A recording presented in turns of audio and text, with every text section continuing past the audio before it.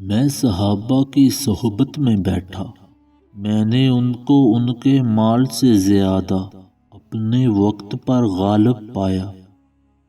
جو رب کو سچا جانتا ہے وہ اپنے رب سے محبت کرتا ہے، اور جو دنیا کو سچا جانتا ہے وہ دنیا سے محبت کرتا ہے۔ بیکار مت بیٹھنا، موت تمہیں ڈھونڈ رہی ہے۔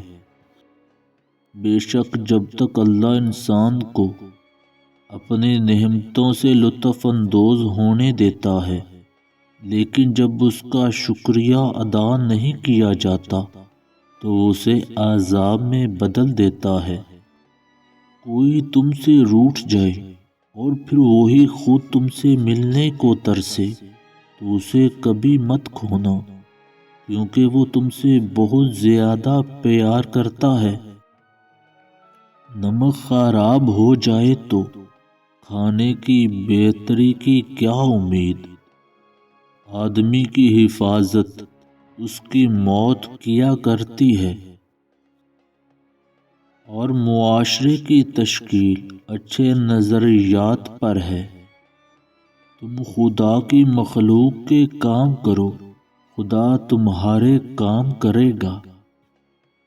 تم نے بھوکو پیاس کو کیوں نہیں عزیز جانا؟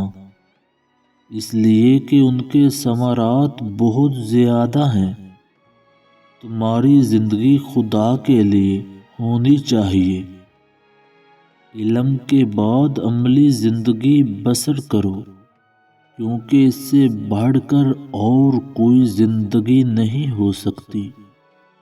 جو بندہ اللہ کو پیارا ہوتا ہے وہ ان دو پریشانیوں میں مبتلا رہتا ہے۔